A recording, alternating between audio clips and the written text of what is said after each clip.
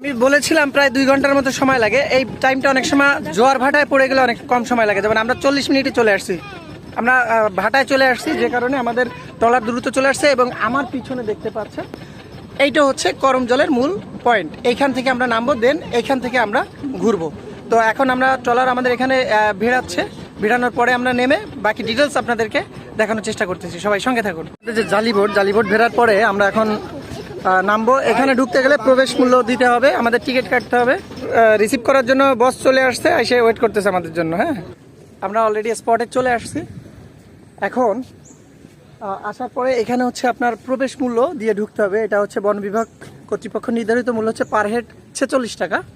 তো এটা হচ্ছে মূল পয়েন্ট। আর আমরা এখন ভিতরের দিকে যাচ্ছি, আমাদের টিকিট কাটা হয়ে যাচ্ছে।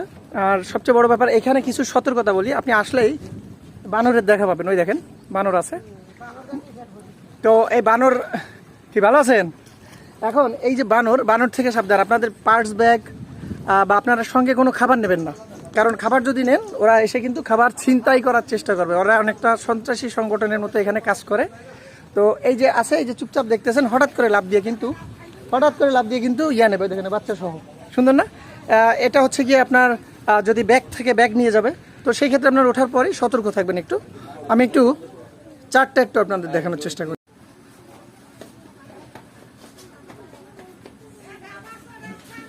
আসলে আমরা যে সুন্দরবনে আসছি, ঠিক আছে, এই দেখিস আমরা যে সুন্দরবনে আসছি, এই সেই আসলে দেখেন বানর দেখা পাচ্ছি একবার, এরা আমাদের সামনে। হ্যাঁ,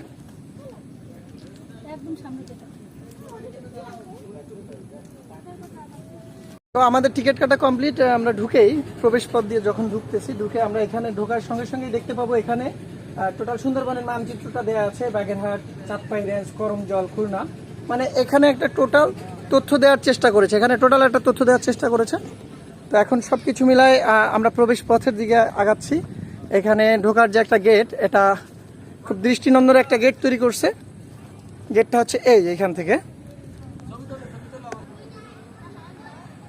এই হচ্ছে প্রবেশ গেট। তো আমরা এখন ভিতরের দিকে যাচ্ছি।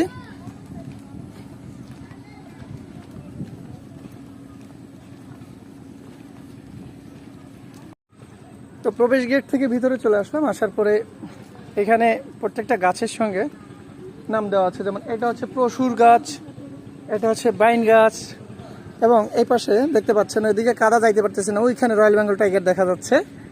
হ্যাঁ,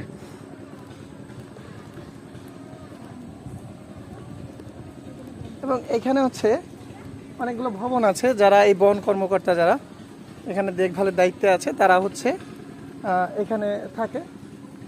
তো এখানে আসলে বিদ্যুতের ব্যবস্থা নেই, এখানে সম্পূর্ণ হচ্ছে সোলার সিস্টেমেই চলে। এটা সোলার সিস্টেমের মাধ্যমে এরা আসলে বিদ্যুৎ সংযোগটা পায়। এটা মূলত হচ্ছে একদম সুন্দরবনের লাগোয়া। তো জায়গাটা রেস্ট্রিক্টেড আছে, মানে একটা নির্দিষ্ট জায়গায় নিয়ে এটা আটকানো আছে, যে কারণে এইখানটায় চাইলেও বাঘ আসতে পারে না, বা জায়গাটা নিরাপদ। এটা হচ্ছে পর্যটকদের জন্য নিরাপদ করে রাখা হয়েছে। তো এখন আমরা চলে আসছি এখানের প্রধান আকর্ষণ যেটা, সেটা হচ্ছে সুন্দরবনের হরিণ।